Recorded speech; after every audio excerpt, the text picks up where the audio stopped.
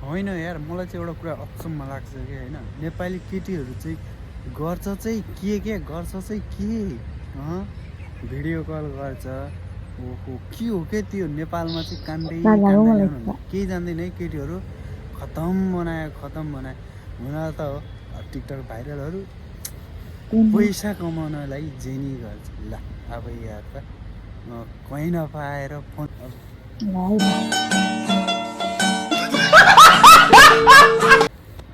फोनमा के गरेको गङ्गु के गरेको यो अरू आइडिया थिएन। हेत फेरि भेटेर भएको भए पनि राम्रो हुन्थ्यो। यस्तरी त भएन केटीहरू। किनकि मैले सरी केटीहरू नै भने, किनकि अब एकजनाले मात्र गरेको भए केटीहरू भन्न मिल्थेन होइन।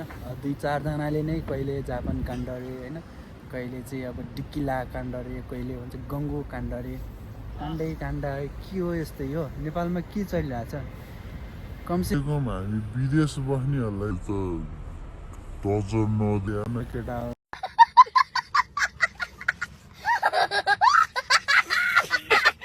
यार। खतम बनायो यार। खालि जोइनियर चाहिँ उही तँसँग गङ्गुको काण्ड छ भन्छ। ल मान्छे यहाँ लोती फत्कुल गरी काम गरिरहेछ होइन। अचम्म लाग्छ के गङ्गु काण्ड भिडियो बनाएर हामीले राखिरहेको हुँदैन। मलाई पनि एउटा सेन्ड गर्दै हेर्दैको। Oh my God! Wow! Oh my God! तर चाहिँ राम्रो रहेछ है मान्छे रूप चाहिँ। तर त्यहाँ चाहिँ सुरु 1 मिनेट लाइन जाँदा के कालो छ अरे के त्यति कालो छ है।